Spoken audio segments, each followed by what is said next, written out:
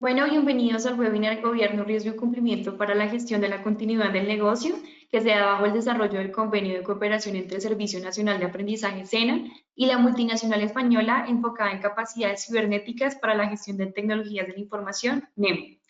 Este convenio busca fortalecer la formación profesional en temas de ciberseguridad para contar con aprendices competentes en las tecnologías emergentes preparados para afrontar la demanda del mercado y la industria 4.0. Queremos recordarles a nuestros asistentes que este webinar tendrá una duración de 45 minutos. Preguntas, comentarios e intervenciones por parte de los asistentes se podrán realizar al finalizar la sesión en un lapso de 15 minutos. La sesión será grabada y estará disponible para que el SENA la comparta a su comunidad posteriormente. El día de hoy nos acompaña Antonio Martínez Álvarez, ingeniero superior informático, máster en gestión de seguridad, posgrado en asuntos legales de seguridad, con certificados en ISACA, CISA, CISEME y CPSE. Posee titulaciones IRCA, Lead Auditor, ISO 27001 e ISO 22301, ISO 31000 en gestión de riesgos. Es socio de la empresa especializada en Gobierno, Riesgo y Cumplimiento de Ciberseguridad AUDEA y cuenta con una trayectoria profesional de más de 20 años de experiencia en los que ha trabajado con tecnologías de la información, gestionando y dirigiendo equipos, además de trabajar activamente como consultor, auditor y formador en proyectos relacionados con la ciberseguridad, seguridad de la información, continuidad del negocio y todos los temas relacionados con GRC. No siendo más, le doy paso a nuestro panelista para que inicie con el webinar. Antonio. Buenos días, muchas gracias por la presentación. Bueno, pues gracias a todos por vuestra asistencia y acompañarme en este rato, en esta mañana allí en Colombia. Bueno, vamos a hablar un poco de, como decía, el resumen, supongo que os han comunicado de los beneficios que tiene la implementación, ¿no?, de un modelo denominado GRC, que ahora hablaremos un poco de él, en relación a la continuidad de negocio de manera específica. Y bueno, hablaremos también de algunos otros conceptos que saldrán durante la presentación, como el concepto de resiliencia, el concepto de riesgo, impacto, sistemas de gestión. Lógicamente hablaremos de los sistemas de gestión y específicamente de la norma 22301. Así que bueno, espero que sea útil para vosotros y que os guste. Bueno, voy a desactivar, si os parece, la cámara y vamos un poco a hablar. Vamos a hablar de ello. Bueno, lo primero que me gustaría introducir es, bueno, lógicamente esto todo el mundo lo sabe, estamos sujetos a numerosas amenazas, ¿no?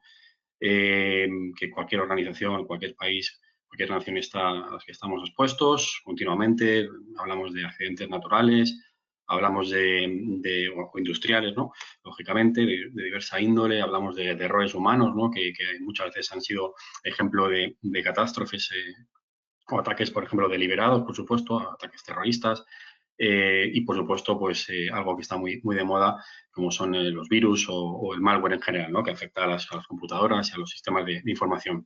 De hecho, bueno, esta charla nos pilla en medio de una situación especial, ¿no? Ahora mismo estamos haciendo frente a una de estas amenazas, ¿no?, por decirlo de alguna forma. En este caso estamos en medio de una pandemia que está haciendo, por ejemplo, que las organizaciones estemos actualmente pues prestando servicios o entregando nuestros productos de una forma totalmente distinta a como lo hacíamos hace ya prácticamente un año, ¿no? Y lo que es más importante, adaptándonos en la medida de lo posible. Esta palabra es importante y la recalco: adaptarse, ¿no?, a una nueva forma de trabajar, de relacionarse y de hacer negocio, porque no sabemos cuánto va a durar, ¿no? Y tenemos que ser capaces de adaptarnos y seguir tal como las cosas están actualmente ahora, ¿no? Además, de la experiencia, ¿no?, en la experiencia que tenemos y también el transcurso de la historia y los hitos donde ha habido algún tipo de catástrofe o pandemia, por ejemplo, en el que estamos ahora, nos dice y nos muestra claramente que las organizaciones que han sabido adaptarse, ¿no?, y que bueno, adaptarse y trabajar y funcionar de una manera distinta son las que a medio y largo plazo van a sobrevivir, ¿no?, por desgracia. Voy a enseñaros unos datos. Quería enseñaros unos datos por poner un poco en contexto actual. Luego profundizaremos en estos conceptos que os decía al inicio, pero quería enseñaros algunos datos que son llamativos, ¿no?, en estas primeras diapositivas. Bueno, aquí mostramos una información sobre el contexto actual y unas conclusiones de un estudio del año 2019, ¿no?, con lo cual, antes de pre-COVID, vamos a decir, ¿no? Un informe sobre las preocupaciones que había en diversas organizaciones sobre la continuidad de negocio en sus operaciones, ¿no? Sus empresas, perdón. Como podéis ver, las mayores preocupaciones, por orden descendiente, iban desde la ciberseguridad, como veis en primer grado, los fenómenos climatológicos, digamos, extremos, que estarían en segundo lugar, y tercero, los desastres naturales, ¿no? Bueno, ciberamenazas, como veis, hay distintas índoles, ¿no? O tipos. Es más, en otra pregunta que se hacía en ese informe, en relación a si los responsables de continuidad de negocio se veían mejor o peor preparados que en el año previo, en el 2018, fijaos que una mayoría, un 77%, se sentían o pensaban o creían que su organización estaba mejor preparada, ¿no? para afrontar cualquier amenaza disruptiva, vamos a decir, de su organización. Como vemos, no había ninguna pista, ninguna señal, ¿no? en esta encuesta sobre, por ejemplo, la amenaza que hoy nos ataca, ¿no? que es el COVID. Vamos ahora a otro informe. Disculpad que os lo muestre en inglés, pero bueno, he preferido mostrar la información original. Fijaros, estos datos que hemos visto antes son un poco contradictorios con este informe que os estoy mostrando, ¿no? Este informe es de septiembre, como veis abajo, septiembre de 2019, emitido por un consejo de monitoreo sobre la preparación global ante emergencias sanitarias, donde en septiembre, reinsisto en el dato porque creo que es importante, en septiembre de 2019 ya se avisaba, se alertaba de un riesgo creciente, ¿no? Y mostraba, de hecho, varias líneas de estratégicas, ¿no? Claves para preparar al general al mundo y a los distintos países y gobiernos frente a pandemias sanitarias, ¿no? Entre otras, resumo muy brevemente, pues lógicamente un compromiso para la inversión en gastos, ¿no? Tanto puntuales como recurrentes, que lo que pueden suponer o que suponen de hecho enfrentarse a una pandemia, un compromiso político, ¿no? Sobre la financiación de estos frente a estos riesgos. Aquí tenemos alguno más, ¿no? Construir sistemas fuertes, ¿no? Hablaremos de los sistemas de gestión, que es un poco algo parecido a lo que venía a decir aquí. Construir sistemas fuertes, incluso designar coordinadores a nivel nacional, ¿no? Y fijaros, habla también de una rutina, ¿no? Y de ejercicios, de que los países tienen que prepararse, ¿no? Y eso se hace, pues, entre otras cosas, también haciendo rutinas de ejercicio, ¿no? Y de cómo podemos comportar ante una amenaza de estas características. Hablaba también de la necesidad de disponer de un plan financiero, ¿no? Para mitigar, lógicamente, los daños, los graves efectos financieros y económicos que está ocasionando la epidemia a todos los niveles de la sociedad, y aumentar las ayudas y la financiación para los más necesitados o los países que puedan ser más vulnerables, ¿no? Pero en este informe quiero destacar una frase que decía literalmente más o menos: los países debían prepararse para lo peor. Estamos hablando de septiembre, insisto, del 19, ¿no? Decía, una pandemia de rápida propagación debido a un patógeno respiratorio letal, ¿vale? Accidentado o liberado, plantea requisitos adicionales y excepcionales de preparación. Bueno, yo creo que alguien nos estaba avisando, ¿no? Que esto al menos estaba ahí, ¿no? Casi 3, 4 meses antes de 5 meses del inicio. Bueno, eso es simplemente para que veáis que el contexto era este, ¿no? Esto no ha surgido de repente. El contexto es que la OMS ya estaba haciendo, entre los datos que muestra este informe, es que en los últimos prácticamente 7, 8 años estaba haciendo un seguimiento a más de 1.500 epidemias, ¿no? En 172 países, muestra el informe. Bueno, datos teníamos, ¿no? El informe también decía cosas como que las enfermedades propensas a epidemias como la gripe, ¿no? Incluso hablaba ya del síndrome respiratorio agudo severo, el famoso SARS, y otros, pues decía, son presagios de una nueva era de alto impacto, de altísimo impacto, brotes de rápida propagación y que se detectan, pues, con mayor frecuencia, pero que cada vez es más difícil manejar. Bueno, quería ponernos un poco en contexto, aunque hablaremos de algo más general, pero sí no quería perder la oportunidad de hablar un poco del COVID, lógicamente, y ver qué contexto teníamos, ¿no? Y a qué nos lleva todo esto. No sé, he puesto 2 conclusiones, ¿no? Que en este caso son mi opinión. Para mí, esas 2 conclusiones serían estas, ¿no? Un inadecuado seguimiento del contexto que había desde el punto de vista sanitario global por parte de tanto entidades de ámbito público, ¿no? Como privado, ¿no?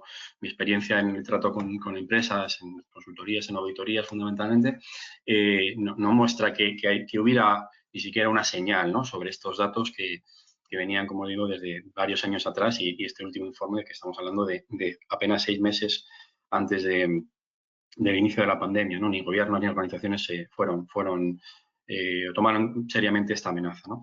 Y, bueno, por poner algo más, el fracaso de las políticas y las prácticas de evaluación de riesgos, ¿no? Hablaremos también de este concepto dentro obviamente, del GRC, para adelantarnos, ¿no?, y adelantarse y responder a este tipo de amenazas, ¿no?, tanto desde el punto de vista sanitario como social, económico o de cualquier otra índole. Bueno, vamos un poco volvemos a la realidad, ¿no? Hemos hecho este paréntesis del COVID que quería hacer. Volvemos un poco a la realidad. Al final, como responsables imaginaos, de la continuidad de negocio de una organización, pues bueno, el resumen es que nos enfrentamos a un conjunto de amenazas y tenemos que empezar a pensar cómo nos vamos a preparar, ¿no? Aquí vamos a hablar en los próximos minutos de algunos conceptos, fundamentalmente dos, que es el concepto de resiliencia, que no sé si todo el mundo conocerá, y el concepto de continuidad de negocio, ¿no? Vamos a hablar un poco del primero, si os parece. Bueno, la resiliencia, ¿no?, que es un término muy antiguo en la realidad, pero digamos bastante moderno en la aplicación a algunas disciplinas, ¿no? Fundamentalmente, por ejemplo, la parte organizacional, ¿no? Bueno, ¿cómo se define habitualmente? Pues la resiliencia es la capacidad, como vemos esa flor, ¿no?, la capacidad de absorber y adaptarse a un entorno cambiante. ¿Cómo es capaz de esa flor adaptarse a un entorno totalmente ajeno y negativo, ¿no?, para los objetivos que tiene, y en ese caso renacer, ¿no?, y adaptarse y conseguir sus objetivos, que es sobrevivir, ¿no? Ese es el concepto de resiliencia organizacional. Lógicamente, solamente las organizaciones que entienden este concepto y que son más resilientes, pues pueden anticiparse, ¿no?, a cualquier amenaza y responder a esas amenazas, ¿no? Incluso oportunidades, ¿no? Es un concepto que también se utiliza en cuestiones como las oportunidades, ¿no?, que pueden surgir en una organización y que son necesarias para adaptarse a los cambios, ¿no?, tanto cambios repentinos como graduales. Para mí, en el concepto de resiliencia, destacaría 3 puntos clave, ¿no?, que una organización debe incorporar si quiere apostar por este concepto. Uno es la comprensión continua del contexto de la organización, ¿no? Y eso justo hablábamos hace unos minutos de esas conclusiones de que parece que no habíamos entendido o no habíamos hecho el suficiente caso al contexto sanitario, en este caso, que estaba mostrando. Bueno, pues esto extendido a cualquier tipo de contexto o en cualquier tipo de entorno donde la organización puede operar es fundamental para poder ser conscientes de las amenazas que nos podrían afectar o las oportunidades que se nos presentan en un momento determinado y ser capaces de reaccionar ante ellas, ¿no? Segundo concepto que destacaría en la resiliencia organizacional es una buena gestión, ¿no? Y unido a esto, un buen gobierno desde el punto de vista organizacional, ¿no? Unas estructuras de alto nivel con líderes adecuados, con responsabilidades bien asignadas y con autoridades bien asignadas que apuesten por este modelo, lógicamente, ¿no? Y por último, el tercer punto clave que me gustaría destacar sería la gestión eficaz del riesgo, ¿vale? Como ya decía antes, es un concepto fundamental, no solamente en la gestión de continuo negocio, sino prácticamente hoy en día en cualquier disciplina hablaremos del concepto de riesgo. Una gestión eficaz del riesgo será fundamental, ¿no?, para introducir este concepto de resiliencia organizacional en las organizaciones. Por ir un poco más al detalle, pues, he puesto aquí en estas cajitas, ¿no?, algunos de los ámbitos o algunas de las áreas que considero muy importantes para incorporar la parte de la resiliencia organizacional, ¿no? Como veis, hay ámbitos de diversa índole, por supuesto, aspectos estratégicos, como el propio plan, de tener un plan estratégico, o la gobernanza dentro de la organización, la gestión del riesgo, que decíamos hace unos segundos, la gestión de continuidad de negocio, ¿no?, que es de lo que hoy vamos a hablar un poco más de específico, la gestión de crisis, lógicamente, que está ligada por un lado a gestión de continuidad de negocio, pero también podemos hablar de gestión de crisis en otros ámbitos, ¿verdad?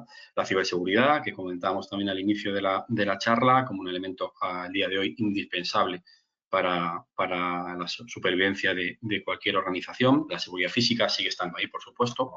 La resiliencia IT o la recuperación de las tecnologías, queremos decir, ¿no?, la recuperación ante cualquier desastre o problema que podamos tener las tecnologías, la disponibilidad íntegra de los datos, ¿vale?, el gobierno del dato, que ahora está muy de moda, ¿verdad?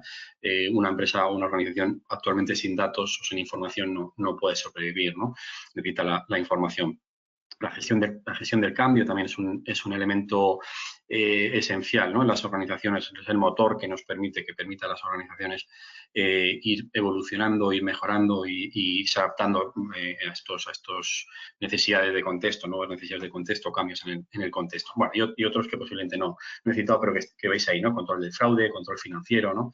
Gestión medioambiental, emergencias, bueno, veis ahí, hay un montón de disciplinas que yo considero muy importantes o necesarias donde la resiliencia organizacional tiene que incidir, ¿no?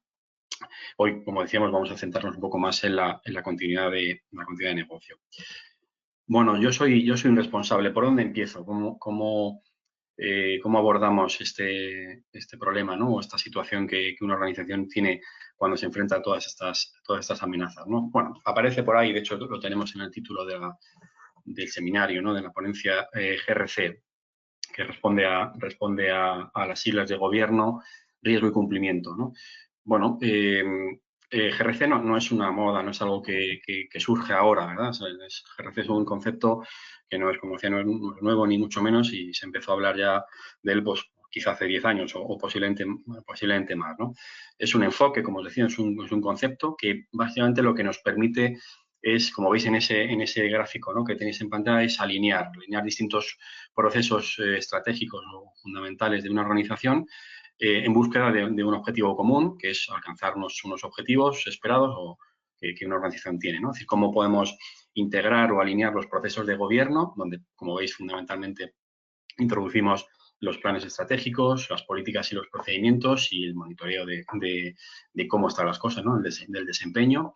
Lo combinamos o lo integramos con la función del riesgo, donde vamos a hablar un poquito más a través de la identificación y la evaluación de los riesgos. Y bueno, también podemos hablar o introducir aquí los conceptos del incidente, quizá como yo a veces le llamo el incidente al fracaso del riesgo, ¿no? Es decir, cuando hay un incidente muchas veces es porque el riesgo ha fracasado, ¿no? Cuando estamos en una pandemia es porque posiblemente esa evaluación de riesgo ha fracasado y no hemos sido capaces de identificar y de valorar adecuadamente un riesgo que luego se ha materializado y se ha traducido en un incidente, ¿verdad? Y el tercer ámbito de integración de esos procesos pues va a la parte de cumplimiento, que es igual de necesaria que las otras dos, porque es la que implementa las actividades de control, la que garantiza que las cosas que el gobierno ha decidido y que también en base a una evaluación de riesgo se implantan, se implementan y se controlan, ¿verdad? Y por último, incluso la auditoría interna como función independiente, siempre independiente, que asegura que esas actividades de control se mantienen. Bueno, una organización debe basarse en estos tres pilares fundamentales, que es lo que hemos denominado GRC, para en general mejorar y en general pues tratar cualquier circunstancia de riesgo, ¿no? Que básicamente es cualquier situación. Lógicamente aquí lo estamos enfocando al ámbito de la continuidad, pero en general el GRC es un concepto mucho más amplio, como imagino que muchos sabéis, y se centra en todo aquello que pueda influir negativamente o pueda desacelerar la generación de beneficios, ¿no? o la utilidad de una organización a través del riesgo y por eso debe ser administrado y, bueno, este es un modelo bastante extendido, bastante útil, que como veis, pues en la continuidad de negocio se puede aplicar perfectamente, ¿no? Aunque se utilice también en otros ámbitos de negocio. Bueno, ¿y cómo nos enfrentamos, ¿no? A este reto del gobierno, riesgo de cumplimiento? Si fuéramos responsables, nos hacemos esa pregunta. ¿Cómo empezamos a la práctica, ¿no? Vamos a la práctica. ¿Cómo empezamos a implementar esto? ¿Cómo podemos hacerlo? Bueno, vamos a hablar ahora en los siguientes minutos de algunos conceptos un poco más prácticos, quizá, ¿no? Relacionados con los sistemas de gestión, con la norma que ya hemos comentado un poquito antes, que en la que nos vamos a basar, ISO 22301, que ahora hablaremos más de ella, concepto de continuidad de negocio, bueno, y otros muy similares, ¿vale? Vamos a ello. Bueno, aquí os pongo dos conceptos. La continuidad de negocio, lógicamente, no es algo nuevo, ¿no? La continuidad de negocio se trabaja en ella desde hace muchísimos años. Y quizá por eso, pues a veces hay conceptos sobre los que tenemos dudas o sobre los que a veces los definimos de una forma cuando quizá se puedan definir de otra o hay algunas dudas de cómo definirlos. Y quería presentaros estos dos conceptos que parecen, yo creo que son sencillos, pero tienen sus diferencias. Cuando hablamos de continuidad de negocio, y ahí os he puesto esa foto un poco descriptiva, ¿no? Cuando hablamos de continuidad de negocio, nos referimos a básicamente una capacidad para que podamos continuar algo que ya estábamos realizando, ¿no? Tenemos esas hormigas que quieren pasar de un lado a otro y ese es su objetivo, ese es su fin, ¿verdad? Si tienen capacidad o no, eso nos lo dice la continuidad de negocio. Somos capaces de seguir haciendo lo que estamos haciendo y a partir de un trabajo en equipo, a través de una planificación y a través de unos recursos, pues vemos si somos capaces de entregar nuestros productos o nuestros servicios como lo estábamos haciendo antes, ¿no? Y eso le llamamos continuidad de negocio, la capacidad. ¿Qué es la gestión de continuidad de negocio? Fijaros, aquí hay algunos aspectos muy distintos al concepto anterior, ¿no? Para empezar, es un proceso. Como estamos hablando de gestión, es un proceso. En ese proceso, por un lado, hablamos que es un proceso holístico, que significa que no puede solamente basarse en una parte o en otra de lo que vamos a hablar a continuación, sino que el proceso tiene que cubrir todos los ámbitos que vamos a describir. Si falla alguno de ellos, la gestión de continuidad de negocio no se realiza, ¿vale? O no se realiza adecuadamente. Y eso este es un problema o un fallo bastante habitual, ¿no? Que nos encontramos en estas cuestiones, ¿no? Precisamente por lo que he dicho antes, ¿no? Porque la continuidad de negocio siempre la estamos o intentamos o la gente intenta enfocarla a esa capacidad, únicamente a esa capacidad de continuar entregando productos o servicios, pero vais a ver rápidamente que no puede ser así, ¿no? Ese proceso que decía de gestión holístico, ¿qué incluye? Fijaros, dice identificación de amenazas, claro. Antes de dar continuidad a mis actividades, lo que tengo que ser capaz es identificar qué es lo que potencialmente me puede afectar, ¿no? Que puede afectar a mi organización o en el ámbito que yo esté estudiando esto. Con lo cual, fijaros, aquí ya introducimos un concepto que no es la mera recuperación, sino el concepto de la gestión del riesgo, como hemos dicho hace un rato, ¿verdad? Es decir, identificamos amenazas, identificamos impactos, lógicamente seguimos hablando también de riesgos, es decir, ¿qué pasaría si no podemos prestar nuestros servicios o entregar nuestros productos? ¿Qué pasaría? ¿Vale? Eso se denomina impactos, hablaremos luego un poquito más de ello.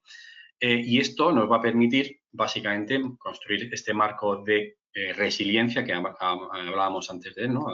Ser capaces de identificar esos problemas y adaptarnos incluso cuando lleguen esos problemas, porque a veces no podemos hacer nada frente a ellos, pero sí podemos hacer cosas para disminuir, ¿no?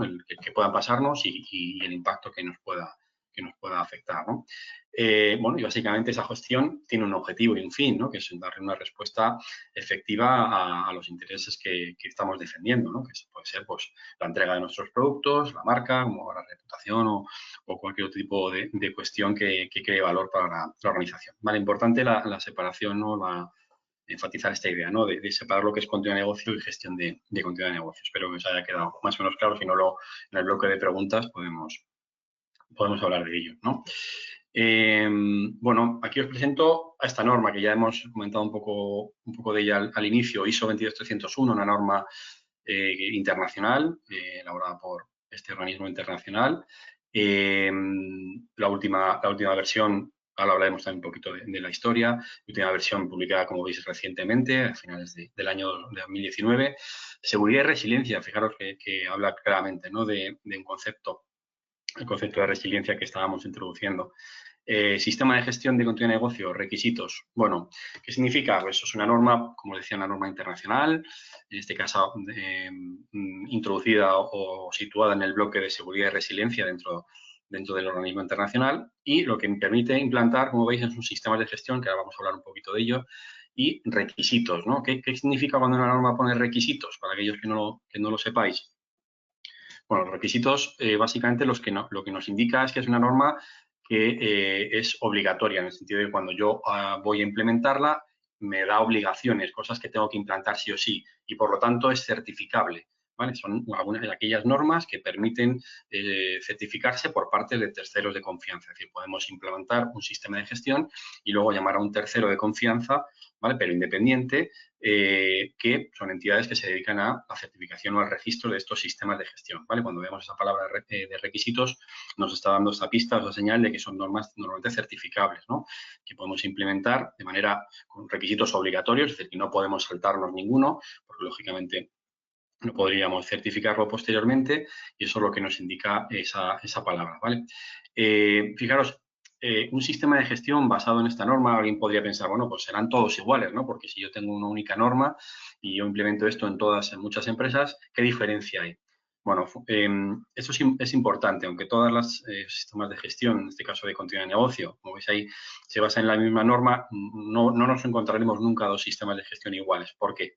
Bien, porque un sistema de gestión no solamente viene determinado por la norma, ¿no? Esta norma internacional, sino que además está determinado por otras cuestiones ya totalmente subjetivas, ¿no? De la propia organización. Por ejemplo, la normativa legal o regulatoria o reglamentaria a la que está sujeto, ¿no? Temas organizativos, por ejemplo, los requisitos de la industria o del sector donde opera, los productos y servicios que está prestando, lo que proporciona, ¿no? Los procesos en general de la compañía, de la empresa, ¿no? El tamaño y la estructura de la organización, y en general, pues bueno, sus partes interesadas, ¿no? Sus stakeholders, partes interesadas y los requisitos que le puedan imponer, pues, obviamente un cliente o la sociedad en algunos casos o cualquier otro, ¿no? O un regulador o el propio gobierno. Entonces, fijaros que hay demasiadas variables que hacen que prácticamente sea imposible que eso sea idéntico en todos los casos.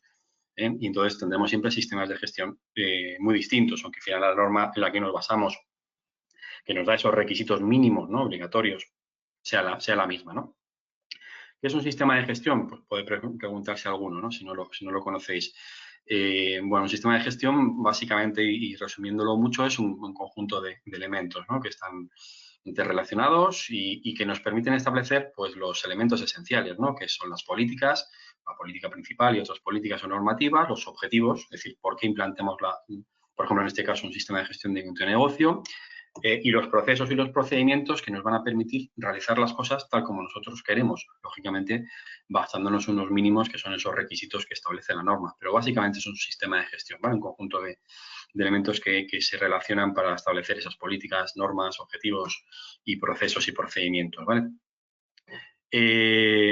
Bueno, también quería avisaros de una cosa, y algunas empresas también cometen el error de pensar que un sistema de gestión es la solución a todos sus problemas. Lógicamente es una herramienta muy interesante, pero lógicamente no es la única solución, ¿no? Y hay que dotarle de muchas más cosas. No por implementar una norma vamos a solucionar todos nuestros problemas como organización, ¿no? Pero es verdad que sí puede ser un paso interesante a la hora de por ejemplo, incorporar resiliencia, ¿no? Que decíamos en la organización o prevenir muchos de los problemas, ¿no? De hecho, justo aquí os hablaba de estos beneficios, ¿no? O algunos de ellos. Posiblemente hay muchos más que no me caben aquí, pero sí destacar algunos bueno, ¿para qué implementamos un sistema de gestión? Bueno, como veis, intentamos dar respuesta, ¿no? A ese modelo GRC, y eso es uno de los beneficios, ¿no? Que es, bueno, poder organizar un modelo de gestión alineado con una idea muy interesante, ¿no? Que es el GRC. Bueno, los beneficios, ahí los tenéis estructurados, ¿no? Cuatro tipos de beneficios que destaco. Vamos a hablar de los empresariales, ¿no? Que tienen una perspectiva más de negocio, ¿no? Que básicamente, pues, para que hagamos un sistema de gestión es para apoyar al negocio y que alcance sus objetivos, ¿no? Y apoyarle en su estrategia. Lógicamente, también puede crear una ventaja competitiva, y tenemos muchos ejemplos, ¿no? De empresas que a través de estos sistemas de gestión son capaces de situarse o mejorar competitivamente dentro de su mercado, ¿no? Bueno, mejora de la reputación, lógicamente, y la credibilidad respecto a los terceros, a nuestros clientes, al propio regulador, ¿no? Al gobierno y a otros terceros que se relacionan con nosotros. Y como decíamos, a través de este modelo GRC, contribuir a la resiliencia, ¿no? Desde el punto de vista financiero, que también es muy importante, por supuesto, al final las empresas necesitan ingresos, ¿no? y gestionarse desde el punto de vista financiero. Bueno, hay una clara reducción, ¿no? Y eso está demostrado. Hay una clara reducción de la exposición jurídica, legal o reglamentaria y financiera, ¿no? Por cuestiones de sanciones u otros motivos, ¿no? Con lo cual hay una reducción directa, y si comparáramos, ¿no? Empresas que apuestan por este tipo de modelos y otras que no, ¿no? Sin hablar, por supuesto, de los costes directos e indirectos de una interrupción, ¿no? Claro, si preguntáramos, y yo lo he hecho, claro, en estos últimos meses, y yo pregunto a distintas empresas la inversión que han tenido que realizar desde marzo de este año, pues lógicamente la respuesta varía mucho, ¿no? Empresas que ya tenían un modelo más o menos consolidado, aunque lógicamente no respondía al 100% a las necesidades posiblemente de esta pandemia, pero sí tenían un modelo y unos recursos que han podido reutilizar o utilizar y adaptar, frente a empresas que no han tenido ese modelo, no tenían el modelo y han tenido que deprisa y corriendo improvisar, ¿no? Bueno, posiblemente o seguro esos costes no son iguales, ¿no? Y eso hay un montón de costes directos que en algunas empresas han sido muy altos, ¿verdad? Bueno, desde el punto de vista bien financiero podemos destacar, aunque podría estar en la parte empresarial, de nuevo mercado, ¿no? Nuevos clientes. Esto es muy habitual. Para entrar en algún mercado, en algún cliente, pues a veces es necesario cada vez mucho más los requerimientos de GRC y los requerimientos de continuidad de negocio y no solamente decir que lo tengo, sino demostrarlo, ¿no? A través de prácticas, de auditorías o, por ejemplo, de una certificación, ¿no? Como os decía, de un tercero de confianza.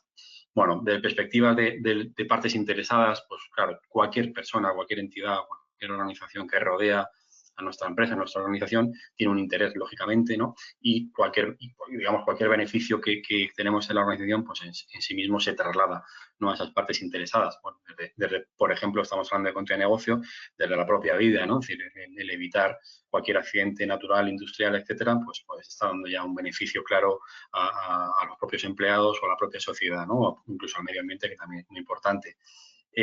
Bueno, expectativas sobre cumplimiento, sobre beneficios, a los propios accionistas, etcétera, ¿no? Y, por supuesto, la confianza, ¿no?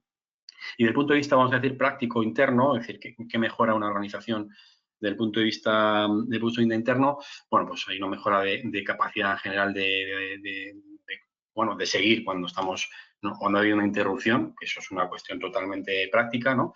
Y que obviamente cuando ocurre, pues la gente en el momento se acuerda, ¿no? De menos mal que tenía esto. Bueno, pues esto es una perspectiva, es una mejora interna clarísima, ¿no? Bueno, un control de la demostración sobre el control de los riesgos es también muy importante. Bueno, en general, como veis, pues, por ejemplo, pongo ahí la mejora continua, que también es una cuestión bastante vital, ¿no? El no estancarnos, sino que estos modelos nos permiten adaptarnos, como veis, a estas cuestiones internas y externas y ir modificando nuestras actividades, ¿no? Bueno, ¿qué más os cuento? Bueno, algunas cosas que hemos visto y con la experiencia nos dicen que hay que tener cuidado, ¿no? Porque esto a veces nos ha llevado a un fracaso, por supuesto, ¿no? Si a veces al principio e incluso a veces durante el primer año, ¿no? Y os decía al principio en el tema de la administración y el gobierno, bueno, pues esto no va a solucionar por sí mismo nada, ¿no? Sino que una organización que está mal administrada, bueno, un sistema de gestión no lo va a arreglar solamente por seguir una norma, sino que hay que introducir muchas más cosas, ¿no? Por supuesto, el compromiso es imprescindible, el compromiso por parte de dirección y el compromiso por todas las partes que van a formar o que van a integrar este modelo y el liderazgo. No se puede olvidar esta parte de tener liderazgo suficiente para asegurar que las cosas que hemos dicho que vamos a hacer, que se puedan hacer, ¿no? Porque si no, todos los problemas estarían en el top 3, ¿no? Vamos a decir, de los problemas que habitualmente hemos visto, ¿no? Es decir, bueno, quiero hacer las cosas, pero al final no me comprometo y no hay liderazgo suficiente para las personas que involucro, con lo cual las cosas se siguen haciendo mal. Entonces, eso es un problema importante. Bueno, también ocurre una cosa, ¿no? Los sistemas de gestión tienen que aportar valor, ¿no? Y a veces ha ocurrido que después de varios años una empresa decide retirarlo porque no ve ese valor. Bueno, eso es un problema, ¿no? Y lógicamente habrá fracasado parte de lo anterior, ¿no? Otro problema habitual que se ve, que hemos visto por nuestra experiencia, es intentar adaptar la organización a la norma, ¿no? Cuidado, una cosa es cumplir unos requisitos mínimos y otra cosa es cambiar la organización para adaptarla a normas. Eso es un error, ¿no? Que normalmente fracasa al cabo de 2 o 3 años, ¿no? Porque es muy difícil cambiar una empresa y no es necesario muchas veces. Es al revés, lo que hay que cambiar, ¿no? Adaptar es la norma a cómo la organización está funcionando. Lógicamente siempre hay algunos cambios, algunas cuestiones que tenemos que ir adaptando a la empresa, pero no prioritariamente, ¿no? Lo primero es adaptar la norma a lo que hacemos en la empresa, ¿no? Eso es fundamental, sobre todo en los primeros años, si no conseguiremos fracasar posiblemente. Bueno, estos quería destacar, ¿no? Estos 3, 4, 5 puntos que son necesarios tener en cuenta cuando nos vamos a enfrentar a la implantación de un modelo de estas características. ¿Y cómo implantamos este modelo? Bueno, ahí en la última frase, ¿no? Hablamos de modelo PDCA, no sé si alguno lo conocerá o alguno posiblemente sí. Es un modelo muy famoso, muy conocido, modelo de mejora continua que vamos a comentar, ¿vale? Y a través de este modelo vamos a intentar facilitar la introducción de este GRC y de esta norma 22301 dentro de una organización. Ese es el modelo básicamente, conocido como PDCA, Plan do Checar, PHVA o planificar, hacer, verificar, actuar en español. Bueno, también lo habéis visto por ahí como ciclo de Deming en algún sitio, ¿vale? En alguna literatura, en internet o en algún libro, ¿vale? Debido a digamos, esta persona, Edward Deming, que fue la persona que, no que lo creó, digamos, pero sí que tuvo éxito, ¿no? En la implementación de este modelo en sistemas de calidad o sistemas de gestión de calidad, ¿no? Y tuvo bastante éxito y por eso hoy en día todavía es un referente en la implementación de estos sistemas de gestión. Bueno, básicamente lo que dice este modelo es que la estrategia, tenemos que basarla en 4 macroprocesos, que son los 4 procesos que veis ahí, Plan, Do, Check, Act, que como veis forman un ciclo de mejora continua. Bueno, a través de una planificación, una preparación, digamos, del sistema de gestión, conseguimos implementar lo que nos hemos propuesto, que ahora veremos un poco más en detalle qué es esto. Luego hay un monitoreo y una revisión de todo lo que hemos implementado, lógicamente para establecer que en lo que nos hemos confundido, si nos hemos confundido en algo o cómo están las cosas. Y por último, siempre hay un proceso que nos va a permitir esa mejora continua a través de la retroalimentación del monitoreo y de la revisión. Lógicamente, nuestras partes interesadas siempre bien representadas en el modelo, porque son las que nos dan las necesidades de lo que queremos implementar, ¿no? Incluso en continuidad de negocio, ¿no? Que son los requisitos del punto de vista del riesgo, del punto de vista del cumplimiento, por ejemplo. Bueno, pues todo eso está representado en estas columnas que veis a la izquierda y derecha, que son las partes interesadas, ¿no? Ahora hacemos un poco zoom sobre esto. Bueno, muy rápidamente, pero para que veáis que esto tampoco es nuevo, ¿no? Aunque evidentemente todo evoluciona, las empresas, pero también la estandarización evoluciona, pues que veáis que la primera norma, digamos, un estándar internacional, porque posiblemente hay otros documentos, ¿no? en otros países, pero digamos la primera norma internacional, aunque surgió en Reino Unido, por eso en 2006-2007 veis la norma como BS, que es British Standard. De hecho, bueno, British Standard es una entidad bastante reconocida, ¿no? De hecho, gran parte de las normas en algunos ámbitos, incluso sobre todo en el tecnológico y alguno más, pues ha sido bastante, ¿no? Ha generado, digamos, muchas normas que luego han servido para la comunidad internacional, ¿no? Estas primeras normas, estamos hablando de 2006-2007, pues bueno, se establecieron estas 2 primeras normas, British Standard 25999, que se suele llamar, parte 1 y parte 2, ¿no? Que establecían esta norma de requisitos que ahora tenemos, la parte 2 y la parte 1, que era una guía, ¿no? de buenas prácticas. Bien, la evolución lógica de estas de ISO como entidad de estandarización llevó por los años 2008 más o menos a establecer un proyecto a través de distintos comités técnicos, que es cómo funciona y grupos de trabajo y cómo funciona ISO, y a través de este comité técnico 223 empezó a elaborar o a trabajar en adaptar esa norma británica en una norma internacional, ¿no? Que tuviera visibilidad para todos los países. Y en 2012, como veis, sale la primera versión 22301 de ese año, con la que se empieza a trabajar, bueno, muy similar o similar en algunos aspectos a la norma anterior y en otros aspectos, pues más novedosa, ¿no? Introducir algunas cuestiones, ¿no?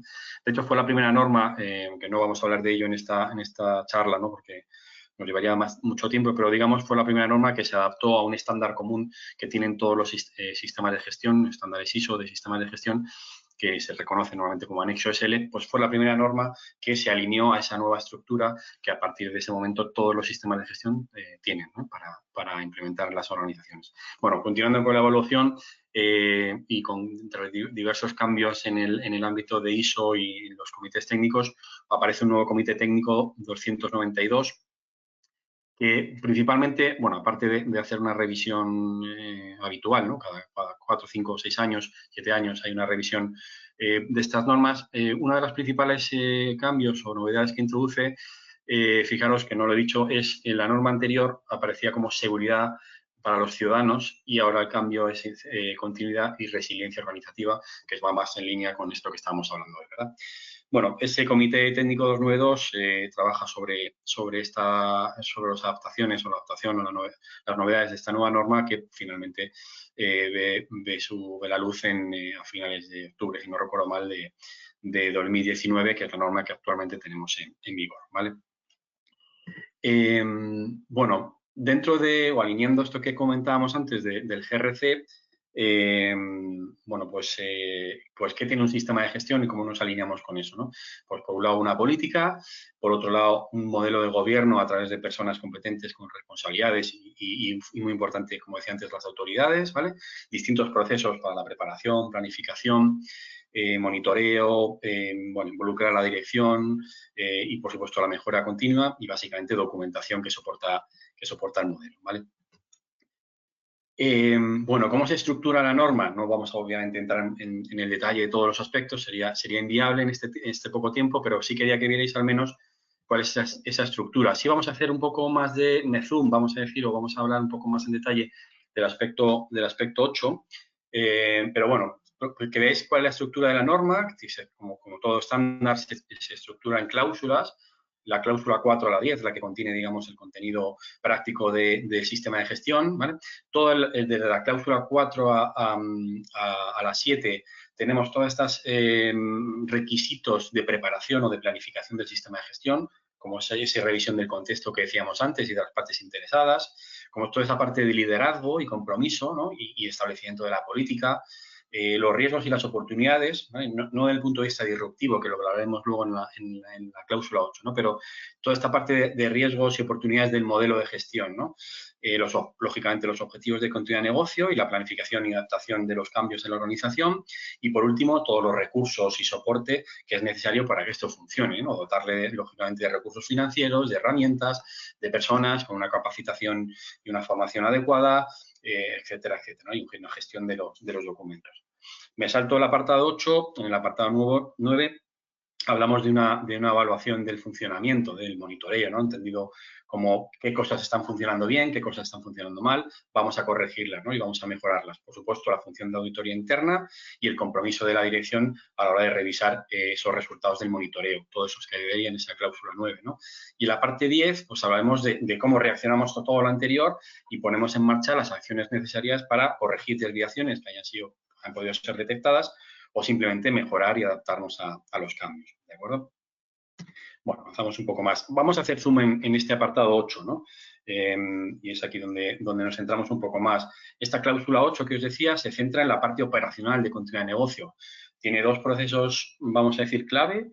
El motor, digamos, de la operación, que fundamentalmente es lo que ponemos ahí 8.1, 8.6, que es la planificación y el control operacional, es decir, cómo planificamos todos los procesos que el sistema de gestión debe implementar, es decir, cuándo vamos a evaluar riesgos, cuándo y cómo vamos a evaluar los impactos, cuándo vamos a hacer ejercicios, ¿no? O simulacros, cuándo vamos a hacer formación o capacitación, etcétera, ¿no? Todo eso tiene que estar controlado y ese es el proceso 8.1 que hemos pintado ahí. El 8.6 es un proceso relativamente nuevo que aparece con esta última versión de la norma, como os decía. Habla un poco del control interno, de la evaluación, de que, claro, una de las cuestiones que siempre ha sido más crítica en los sistemas de gestión de continuidad de negocio y en la gestión de continuidad de negocio en general ha sido ¿qué ocurre? ¿Cuál es el principal problema que nos encontramos? Es que la documentación y el sistema se queda obsoleto rápidamente. ¿Por qué? Porque es un sistema de gestión muy exigente. Cualquier información, cualquier práctica que se quede desactualizada o que se actualice dentro de la organización, si no somos capaces de introducirla en el sistema, empezamos a convertir en un sistema totalmente inoperativo, ¿no? Entonces, ese nuevo control que aparece ahí debería permitir estar constantemente evaluando si lo que tenemos sigue siendo operativo, sigue siendo válido o se ha quedado obsoleto. Y a partir de ahí construimos un modelo de procesos que va desde el 8.2, 8.3, 8.4, 8.5, donde hablaremos del análisis de impacto y de la evaluación de riesgos.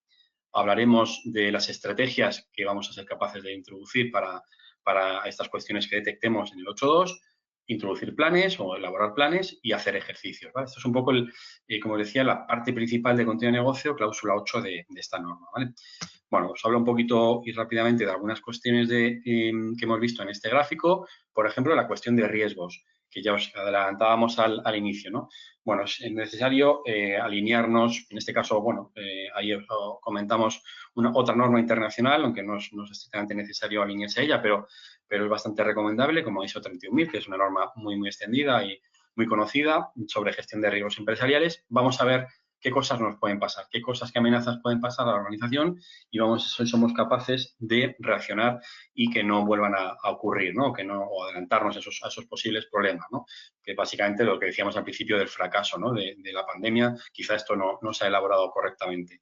Bueno, fundamentalmente tiene distintas fases. Primero la identificación, es decir, identificar qué nos puede pasar, ¿no? Pues hemos hablado al principio de la charla de distintos aspectos, pues ciberataques, sistemas que pueden tener problemas de negación de servicio por ataques externos, robo, indisponibilidad de las personas para realizar las tareas, extorsión, ingeniería social, averías. Bueno, como veis, hay un sinfín de amenazas o cuestiones en las que tenemos que fijarnos y ver cuáles son pertinentes para nuestra operación, ¿de acuerdo? A partir de ahí las analizamos.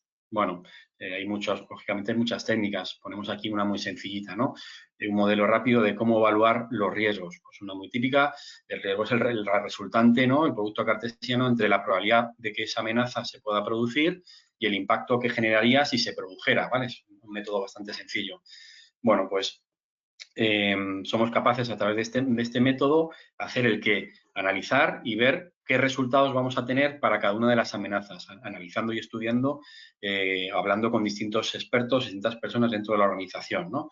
Y a partir de ahí, ¿para qué hacemos esto? Lógicamente, para intentar priorizar los riesgos y la reacción ante esos riesgos, ¿vale? Este sería un ejemplo de una metodología rápida donde podemos, estableciendo metodologías de probabilidad y de impacto, ver qué ocurriría, como hemos visto antes, multiplicando el 2 por el 3, qué resultado y qué riesgo tenemos, y eso nos va a permitir tomar decisiones, ¿no? ¿Qué decisiones se toman en relación a un riesgo? Bueno, ahí tenemos las 4 más importantes, ¿no? Aceptarlo, en este caso, pues bueno, asumimos que no podemos hacer nada más, nada mejor, con lo cual ese es el nivel de riesgo que vamos a asumir. Eso es importante conocerlo. No es lo mismo aceptarlo que ignorarlo, ¿vale? Ignorarlo supone una acción de desconocer, mientras que aceptar es conociendo el riesgo, somos capaces de aceptarlo, ¿no? Bueno, tratarlo, que es modificar ese riesgo. Cuando no nos gusta el riesgo, por un motivo o por otro, por la probabilidad, por el impacto, podemos implementar distintas salvaguardas o controles y nos van a permitir modificar ese riesgo y normalmente cuando estamos hablando de un riesgo disruptivo, pues disminuirlo, ¿no? Transferirlo, esto es muy habitual, es transferirlo cuando no tenemos capacidad a un tercero, ¿no? Por ejemplo, unas compañías de seguro o la estandarización de procesos, no es más que llevar o transferir el riesgo que nosotros no somos capaces de tratar a personas o compañías que tienen la experiencia para hacerlo, ¿no? A cambio, obviamente, de una prestación económica, pero que siempre es más barata, digamos, que el posible impacto que tendríamos si se materializaran esos riesgos, ¿no? Y bueno, se habla de una cuarta opción, lógicamente esa no es siempre viable, que es evitarlo, ¿no? Evitar supone normalmente eliminar lo que está produciendo ese riesgo, ¿no? Lógicamente no siempre es posible, pero a veces es posible, ¿no? Como no es posible, pues puede ser una buena opción. Bueno, simplemente a modo de referencia, en el ámbito fundamentalmente de seguridad de la información y tecnológico, ¿cómo tratamos? Alguien puede preguntar, bueno, ¿cómo tratamos esto? ¿Dónde busco? Bueno, ahí tenéis una guía, ¿no? Una guía, en este caso, otra norma ISO, que es 27002, donde tenéis una cantidad muy importante de controles, hasta 114 controles, que están clasificados o estructurados en distintos dominios y subdominios, ¿no? Y ahí tenéis 12 dominios donde podemos ir a seleccionar controles que pensamos que son adecuados para nuestros riesgos, ¿verdad? Bueno, no voy a leerlos todos, pero ahí lo tenéis, ¿no? Podéis consultar esta norma o buscarla y ahí tenéis cantidad de controles que podréis aplicar, ¿vale? Fijaros, esto es un gráfico que representa qué ocurre cuando hay una incidencia, un incidente disruptivo, una disrupción, y cómo la organización debe planificar cómo recuperar, ¿no? Pues soy capaz de mostraros, bueno, un segundín, aquí está. Bueno, me pongo aquí un puntero para mostraros un poco sobre el gráfico para que no os perdáis. Bueno, realmente este eje representaría el momento en el que hay un incidente, ¿verdad? Perdón, aquí estamos dando una actividad con un servicio normal y aquí tenemos un incidente. Lógicamente, ese nivel de servicio cae, ¿verdad? Hasta el nivel, vamos a decir, cero, que sería este que representamos en este eje. A partir de ahí, la organización tiene que planificar cómo recuperar su negocio, ¿vale? Y establecer cuándo va a recuperarlo, ¿vale? El tiempo que va a pasar desde que ha ocurrido este incidente, esta disrupción, hasta cuándo va a empezar a recuperarlo. Este tiempo le llamamos RTO, ¿vale? Que es un tiempo de recuperación, tiempo objetivo, que nos marcamos nosotros voluntariamente. Lógicamente, ese tiempo de recuperación no tiene por qué ir al máximo nivel de servicio. Podría ser que vaya a un nivel de servicio inferior al habitual, que sería este, ¿no? Bueno, esto se denomina MPC, ¿vale? Pero no es importante. Lo importante es que sepamos que podemos recuperar el negocio o una parte del negocio en un tiempo que se llama RTO. Y a partir de ahí, poder ir recuperando parcialmente, a través de otros RTOs, el negocio en momentos o intervalos de tiempo posteriores, hasta que logramos una actividad normal, ¿no?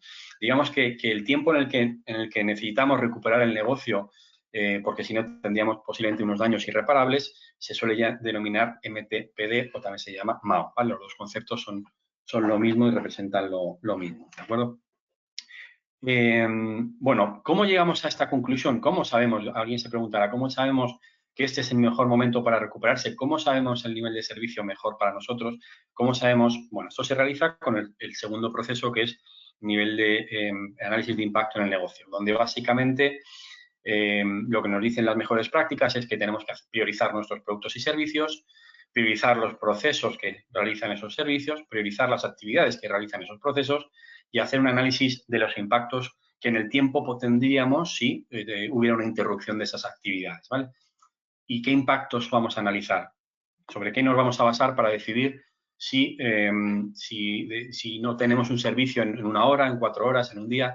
¿Cómo vamos a considerar si eso es mucho o poco? Bueno, esto nos debería ayudar, ¿no? Aquí tenemos algunos de los impactos muy habituales que una organización utiliza para saber si, por ejemplo, en un día, en 4 horas o en una semana, qué aspectos financieros o qué pérdidas financieras o qué pérdidas reputacionales o qué pérdidas o problemas legales puede tener o contractuales o de incumplimiento o qué ocurre con los objetivos de la empresa, con las personas, etcétera, etcétera. ¿Vale? Bueno, esto nos va a permitir calcular los impactos en el tiempo de esta tipología y a partir de ahí ser capaces, vuelvo atrás si me perdonáis, ser capaces de determinar cuándo vamos a recuperarnos, cuál es el mejor momento, en qué tiempo, digamos, es asumible recuperarse y cómo nos vamos a recuperar, ¿vale? Por último, me gustaría hablar de un par de cosas más, si me permitís, aunque sé que me he pasado unos minutos. Es bien, una vez que ya sabemos, hemos evaluado nuestros riesgos y hemos evaluado nuestros impactos, tenemos que proponer soluciones y estrategias. ¿Cómo nos vamos a recuperar? Bueno, aquí tenéis diversas estrategias que cubren distintos recursos o ámbitos de una organización, ¿no? Las primeras, lógicamente, van a reducir riesgo, son las llamamos estrategias de protección, ¿no? Luego tenemos de mitigación, ¿no? Que van a mitigar, digamos, una vez que ya ha ocurrido algún tipo de impacto. Bueno, hablamos de seguros, de gestión de reputación, de la restauración de los activos, incluidas las instalaciones, ¿no?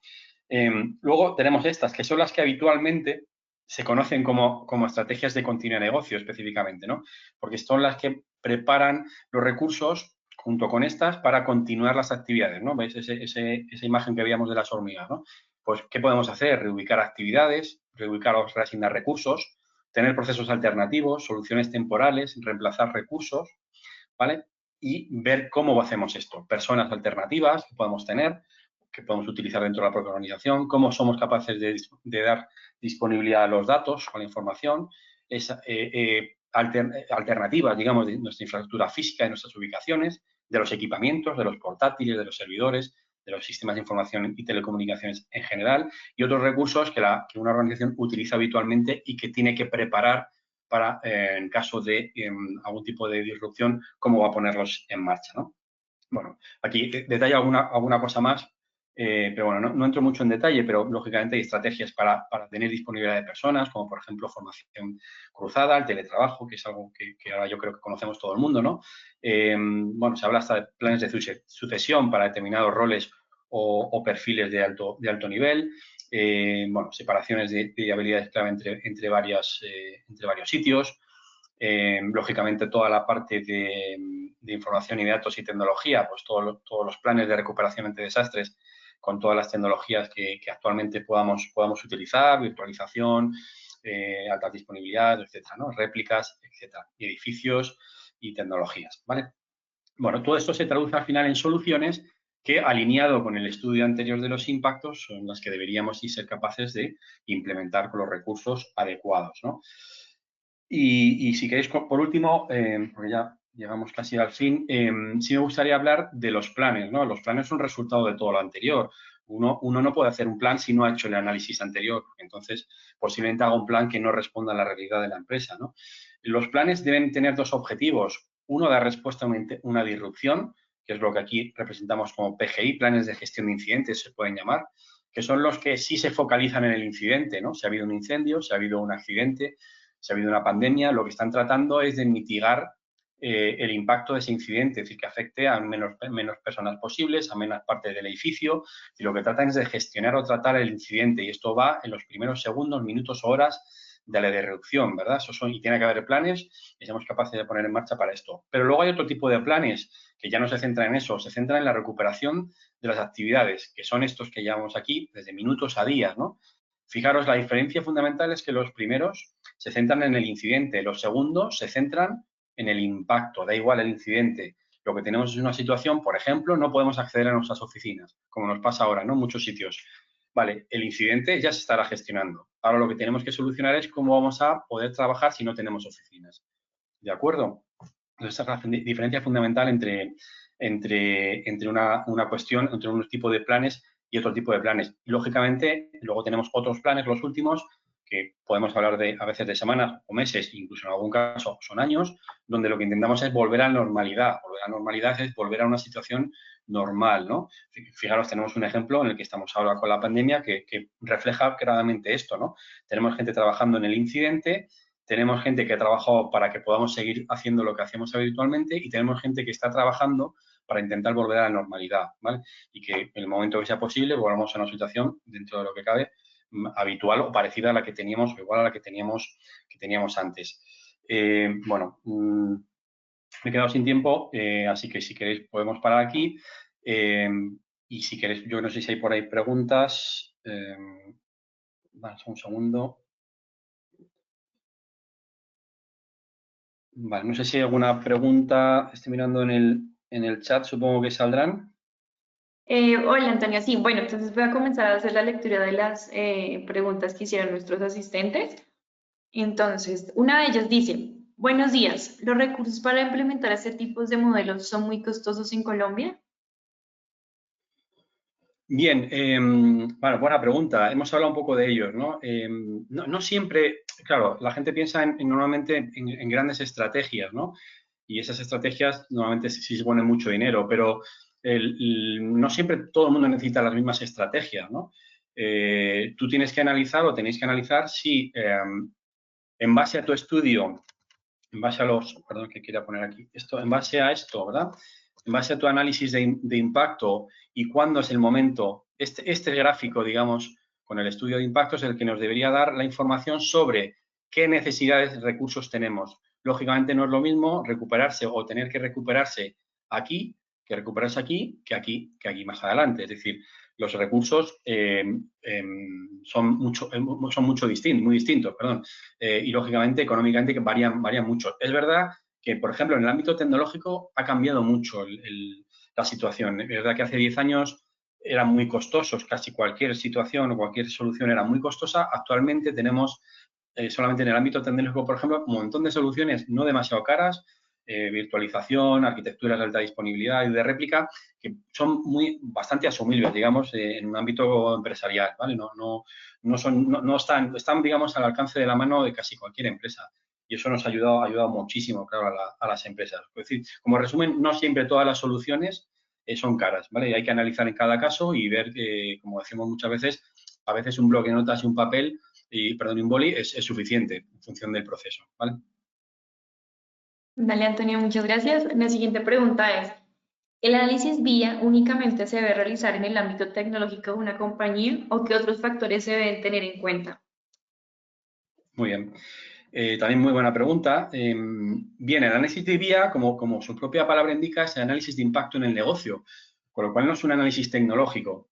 ¿vale? Es un análisis que se hace con el negocio para determinar, en base a estos aspectos, estos parámetros, como decíamos, financiero, reputacional, legal, contractual, cuáles son las consecuencias en términos de negocio que una organización sufriría cuando una actividad no se puede desarrollar. A partir de ahí, ¿vale? A partir de ahí, cuando ya sabemos cuáles son las consecuencias y volvemos a nuestro gráfico, insisto en esto, cuando ya sabemos el tiempo que tenemos para que una actividad se pueda realizar, es cuando sabremos qué recursos, incluidos los tecnológicos y la información, son necesarios. Pero el análisis de impacto habla de negocio. Lógicamente, el hecho de preguntar, esto es una buena pregunta por eso, porque ocurre mucho, cuando tú preguntas a una organización cuál es el impacto de no tener correo electrónico, por ejemplo, un sistema de un CRM, pues si se lo preguntas al responsable de tecnología, posiblemente no sepa la respuesta. ¿Por qué? Porque las consecuencias o el impacto de no tenerlo no son impactos tecnológicos, son impactos de negocio. Con lo cual, esa es la pregunta que tenemos que intentar hacer, ¿vale? Y a partir de ahí pondremos las estrategias tecnológicas que se adecúen a las necesidades del negocio. Y ahí es cuando el negocio tiene que ver si una estrategia le compensa, ¿no? Económicamente con el impacto que si no la tuviera podría ocasionar la organización. ¿De acuerdo? Dale, Antonio. La siguiente pregunta dice, ¿cuánto tiempo le podría tomar a una compañía realizar un BSP? Vale, entendido como vamos a asimilarlo a una gestión de cuenta de negocio o incluso a un sistema de gestión de cuenta de negocio, lógicamente va a depender mucho de esto, ¿verdad? Del alcance, es decir, cuántos productos o servicios tenemos, ¿no? Y a partir de ahí, cuántos procesos y cuántas actividades. En general, digamos que podemos, asumiendo que hay una priorización y que nos hemos centrado en aquellos productos o servicios que son más esenciales, siempre estamos hablando en tiempos inferiores a 9 meses, un año. Lógicamente, luego podemos extender esta gestión de cuenta de negocio a otros ámbitos y la duración puede ser mucho más extensa. Pero si queremos ver unos resultados iniciales y hemos hecho una buena priorización de productos y servicios, posiblemente en tiempos inferiores digamos, entre 6 meses o un año, podría haber resultados visibles y a partir de ahí madurar la gestión, ir incorporando otros productos o servicios menos prioritarios, ¿vale? Otros procesos y otras actividades y lograr al cabo de 2-3 años un modelo muy completo y que abarque otros ámbitos de la organización, otras actividades de la organización que inicialmente a lo mejor no se han considerado. Es lo bueno que tiene este modelo, ¿no? La mejora continua nos permite no ir siempre al máximo, sino ir progresivamente. Dale, Antonio, Valer, como las últimas dos preguntas. Entonces, una de Sí. ellas dice, buenos días, ¿estos modelos de gestión se implementan solo para la parte gubernamental o también para empresas privadas? Bien, la verdad es que la pregunta que me suelen hacer es justo al revés, ¿no? Porque normalmente están más extendidos en la empresa privada, ¿no? Precisamente por esas, a veces, esas necesidades de mercado, de competencia, etcétera, ¿no? Son herramientas que, lógicamente, estos modelos se utilizan desde el punto de vista competitivo, ¿no?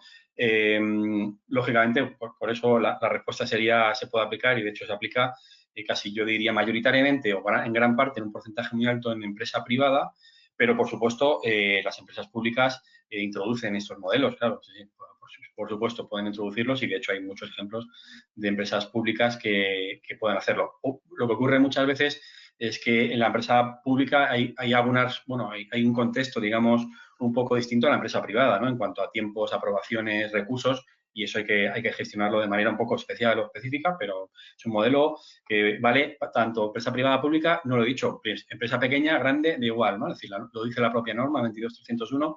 Esto es un modelo que podría aplicarse en una empresa muy pequeña, una empresa muy grande, porque como veis, al final es totalmente subjetiva y es adaptable a tus necesidades, por lo cual eso nos permite hacerlo. Dale, perfecto. Bueno, nuestra última pregunta dice, ¿cómo puedo medir el riesgo de un activo de información si está gestionado por un tercero? Perdona, repite el inicio, que no sé si te he oído bien.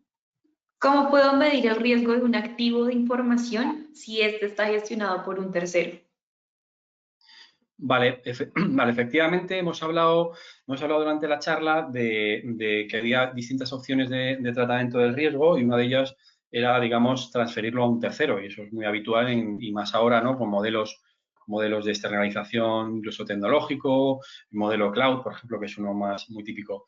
Bien, eso no significa que deleguemos el tratamiento, no significa que deleguemos el riesgo. Lo que estamos haciendo es buscar una forma de tratarlo distinta a la que yo haría, porque no tengo capacidad, conocimientos o recursos, pero tenemos que medirlo igual. La diferencia está en que ese riesgo va a venir representado por una entidad externa, no por un activo tangible que es de mi propiedad, ¿no? Por ejemplo, en el caso de los servicios cloud. Yo ya no tengo máquinas, no tengo sistemas. Para mí es una entidad, que en este caso es una entidad externa, pero no puedo parar de evaluar los riesgos que ese sistema de información puede tener. Y a partir de ahí lo que voy a cambiar la forma de gestionarlo. Lógicamente, yo no puedo, por ejemplo, implementar un sistema de extinción de incendio, ¿no? Porque ya no lo tengo conmigo, pero sí puedo asegurar que ese tercero, a través de un contrato inicialmente y luego a través de otro tipo de garantías, como puede ser la auditoría externa, la certificación u otras herramientas, es capaz de asegurarme y demostrarme y evidenciarme que ese control se implementa. Es decir, como veis, no cambia. O sea, el riesgo sigue apareciendo, lo que cambia es la forma de cómo se gestiona, en este caso a través de un tercero, con lo cual tenemos que poner fórmulas desde el contrato hasta las evidencias de cómo llegamos a ello. Formularios, podemos exigirle una certificación 22301 o 27001 en ámbito de seguridad, podemos, como decía, un formulario, pedirle un cuestionario, o sea, cualquier tipo de evidencia que nos pueda servir para que ese riesgo pensemos que está controlado, ¿vale? Dale, Antonio, muchas gracias. Muchas gracias también a todos nuestros asistentes por compartir con nosotros este espacio del webinar del día de hoy. También queremos invitarlos al webinar que se viene esta tarde a las 5 de la tarde, que es en relación con el tema, que es un ejercicio práctico también para el GS. Comparto con ustedes a través del chat el enlace para que se puedan inscribir. Antonio, muchas gracias a ti por tu participación, por compartir con nosotros todo este conocimiento y a todos pues, por asistir a nuestro seminario web. Muchas gracias. Muchas gracias a todos. Buen día allí.